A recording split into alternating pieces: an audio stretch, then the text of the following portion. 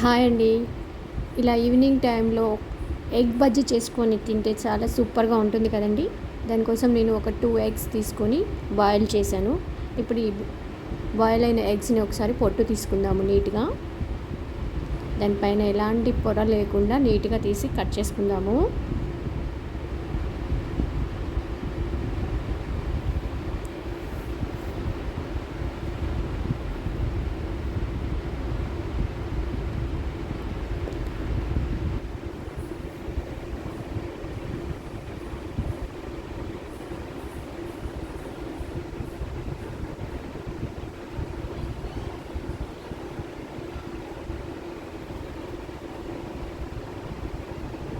అయిపోయిందండి, పొట్టు అయితే తీసేసాను. ఇప్పుడు ఎగ్స్ని ఒక 4 పీసెస్గా కట్ చేసుకుందాము. చిన్నగా కట్ చేసుకుందాము విడిపోకుండా. చూసారు కదా, ఈ విధంగా కట్ చేసుకోవాలి.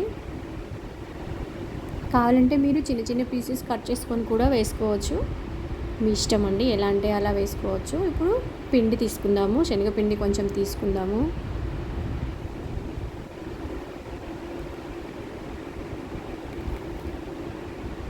దీంట్లోకి ఇప్పుడు కొంచెం ఉప్పు,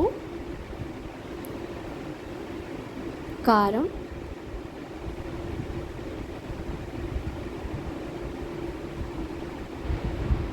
కొంచెం వంట సోడా వేసి కలుపుకుందాము.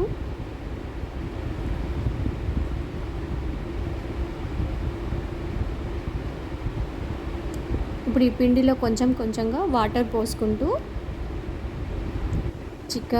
చిక్కగా వచ్చే వరకు కలుపుకుందామండి. మరీ పలుచగా వస్తే ఎగ్ బజ్జీ రాదు,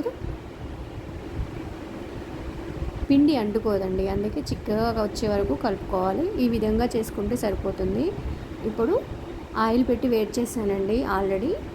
చూసారు కదా, వేడైందో లేదో చూద్దాము.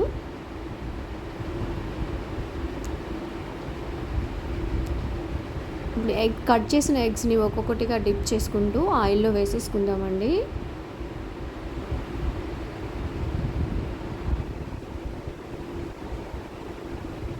ఆయిల్ అయితే వేడైంది కదా, ఇప్పుడు ఒక్కొక్కటిగా వేసేసుకుందాము. సో ఫ్లేమ్ మీడియంలో ఉంచుకొని కాల్చుకుందాము.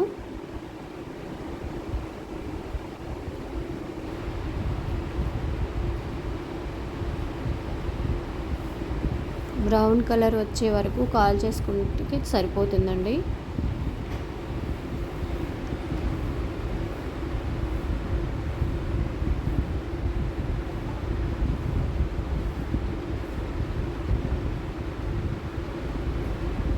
చూసారు కదా, ఇలా ఒక్కొక్కటిగా తిప్పేసుకోవాలి నిదానంగా.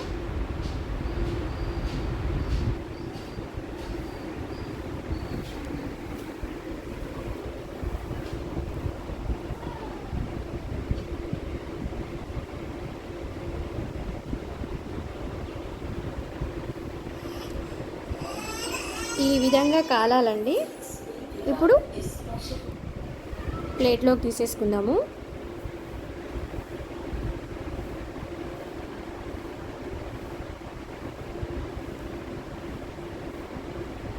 వీటిని ఇప్పుడు ఆనియన్స్ కట్ చేసుకొని సర్వ్ చేసుకుంటే టేస్ట్ చాలా సూపర్గా ఉంటుందండి. మీరు కూడా ఒకసారి ట్రై చేయండి. చూసారు కదా, చాలా క్రిస్పీగా వచ్చాయండి. సో మీకు నచ్చుతుందని అనుకుంటున్నాను. బాయ్.